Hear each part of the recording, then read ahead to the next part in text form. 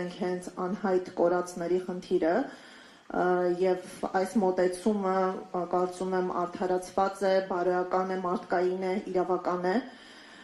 անհայտ կորածների խնդիրը բազմաշերտ է։ Մենք իհարկե ունենք նաև գերիների չլուծված խնդիր, սակայն եթե համեմատելու լինենք, գոնե գերիների պարագայում մենք գիտենք նրանց գտնվելու վայրը։ Կա որոշակի աշխատանք, որի կատարումը կարող է հանգեցնել այս խմբի ազատ արձակման,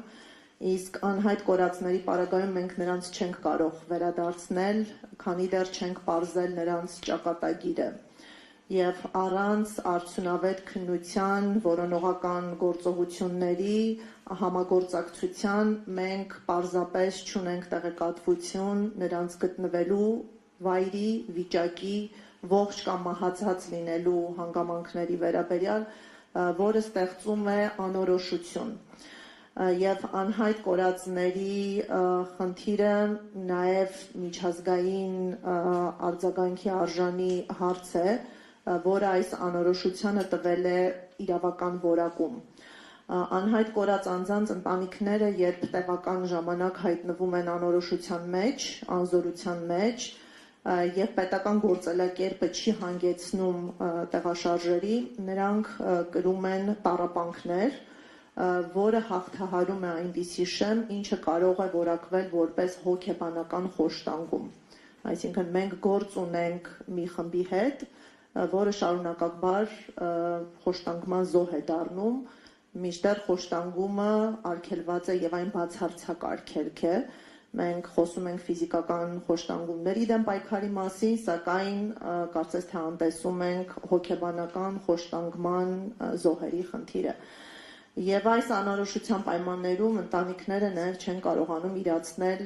շատ փոխկապակցված իրավունքներ, օրինակ մարդկային արժանապատվությունն է ոտնահարվում, ընտանեկան անձնական կյանքը պարզապես բացառված է, եւ շատ այլ մարդկային իրավունքների իրացումը անհնարին է դառնում, օրինակ հուղարկավորության հետ կապված, կամ օրինակ կրոնական համոզմունքներին համահունչ մահացածի պարագայում աճյունը հողին հանձնելու, ինչը կրկին շարունակական ցավ եւ տառապանք է պատճառում։ Հարցը ունի երկու հարթություն՝ միջպետական եւ ներքին, ներպետական։ Միջպետական խնդիրը հիմնականում առնչվում է Ադրբեջանին, ցավոք սրտի անհայտ կորած անձանց վերջին հայտնի գտնվելու վայրերը այս պահին գտնվում են ադրբեջանական վերահսկողության ներքո եւ էապես սահմանափակված է Հայաստանի Հանրապետության քննչական կամ այլ մարմինների հնարավորությունը ինքնուրույնաբար իրականացնել քննությանը միտված գործողություններ։ Իհարկե քննությունը դեռևս հնարավոր է, սակայն այն հատվածական է, քանի որ ապացուցողական մի զգալի մաս գտնվում է Ադրբեջանի բացառիկ իրազեկվածության, տիրապետության ներքո եւ առանց համագործակցելու պատրաստակամության քննությունը չի կարող բացահայտել ճշմարտությունը։ Ճշմարտությունը, եղելությունը իմանալու ընտանիքների իրավունքը հնարավոր չի լինի իրացնել։ Բայց մենք ունենք նաև ներքին խնդիրներ, որոնց մասին հպատցիկ ելույթներում խոսք ասվեց, հատկապես կարևոր է անհայտ անձանց կարգավիճակի հստակեցումը։ Հետաքրքրական է, որ որքան էլ Հայաստանի Հանրապետությունը տևական ժամանակ գտնվել է սառած կամ ակտիվ հակամարտությունների փուլում, Հայաստանում բացակայում է անհայտ կորած անձանց իրավական կարգավիճակը ամրագրող օրենք։ Փորձեր եղել են դեռևս 2000-ական թվականներին,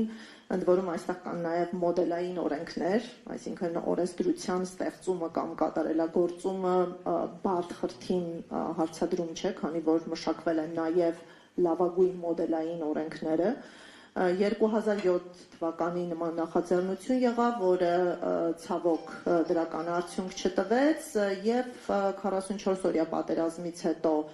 քննարկումները ինտենսիվացան, շրջանառվեց նախագիծ, բայց արդեն 5 տարի անց մենք չունենք ընդունված նախագիծ, որը կստանար օրենքի ուժ եւ կհստակեցներ այս անձանց կարգավիճակը։ Առանց կարգավիճակի հստակեցման հասկանալի է, որ համակարգված չէ նաև պետության քաղաքականությունը սոցիալական ոլորտում, հոգեբանական աջակցության եւ ինչու ոչ նաև քննության։ Հայաստանի ներկա օրենսդրությունը ունի տարբեր դրույթներ, որոնք ցրված են տարբեր օրենքներում, իրավունքի ճյուղերում, կան բազմաթիվ պատասխանատուներ, սակայն ձևավորված չէ կենտրոնական մարմին, ում պատասխանատվության եւ համակարգման ներքո այս խնդիրները պետք է լուծում ստանան։ Մեր գնահատմամբ հրամայական է, որ օր առաջ անհայտ կորած անձանց իրավական կարգավիճակ ամրագրող օրենքը մտնի ուժի մեջ, որին կհաջորդի նաև պետության միասնականացված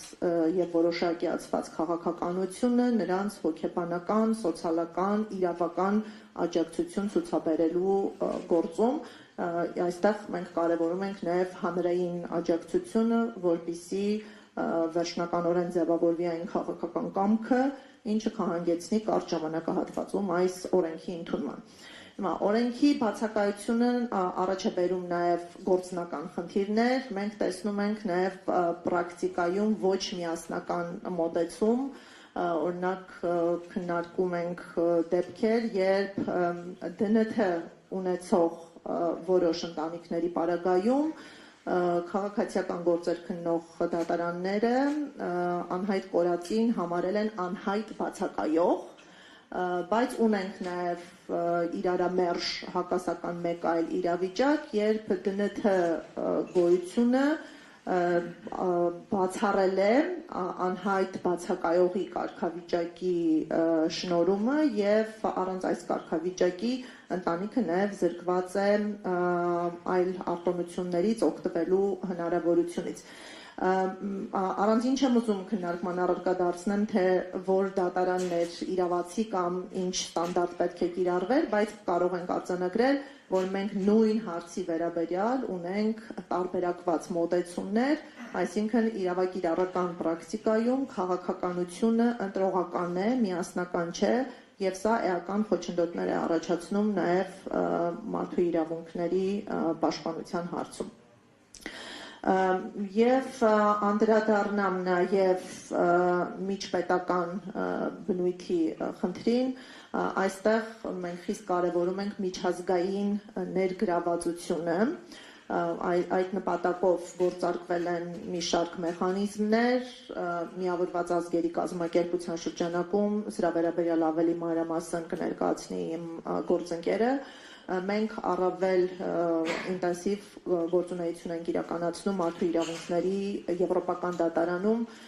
նշեմ, որ անհետ կորածների խնդիրը շարունակական խախտում է եւ այն առնչվում է կյանքի իրավունքին, խոշտանգումներից զերծ մնալու, մասնավոր կյանքի անձնամխելիությանը, առանձին դեպքերում նաև խտրականության արգելքին, ուստի այս իրավունքների համադրմամբ մենք ներկայացնում ենք գանգատներ անհետ կորածի յուրաքանչյուր դեպքի առնչությամբ, գործերը գտնվում են քննության փուլում եւ նաեւ հստակեցնեմ, որ բազմաթիվ գործեր մենք վարում ենք հենց ընտանիքների լիազորագրերի հիման վրա եւ անկախ նրանից, թե ինչպիսի ընթացք կունենան հայ-ադրբեջանական հարաբերությունները, արդյոք խաղաղության համաձայնագրի ստորագրումը կհանգեցնի միջպետական գանգատների հրաժարմանը, թե ոչ, այս գործընթացները ազդեցություն չեն կարող թողնել անհատական գանգատների ընթացքի վրա, մենք հանձնառել ենք այս անհատական իրավունքների պաշտպանությունը եւ ակնկալում ենք, որ հնարավորինս կարճ ժամկետներում կունենանք միջազգային մարդու իրավունքների ատյանների իրավական դիրքորոշումները, սրանք կարևոր են, քանի որ նաեւ ծառայելու են ուղենիշներ հետագա հարաբերություններում եւ ինչու ոչ դատական ակտեր, եվրոպական դատարանի վճիռներ ունենալու պարագայում խնդիրը քննարկման առարկա է դառնալու Եվրոպայի խորհրդի նախարարների կոմիտեում, քաղաքական մարմնում եւ ակնկալիք ունենք, որ միջազգային նաեւ ներգրավվածությամբ, ճնշմամբ հնարավոր է լինելու քայլերի ձեռնարկում նաև Ադրբեջանի իշխանությունների կողմից։ Ես սրանով եզրափակեմ, մնացյալին կանդրադառնանք հարց ու պատասխանի ժամանակ, փոխանցել իմ գործընկերոջը, շնորհակալություն։ Շնորհակալություն։ Ես էլ ճիշտ ասած կուզենամ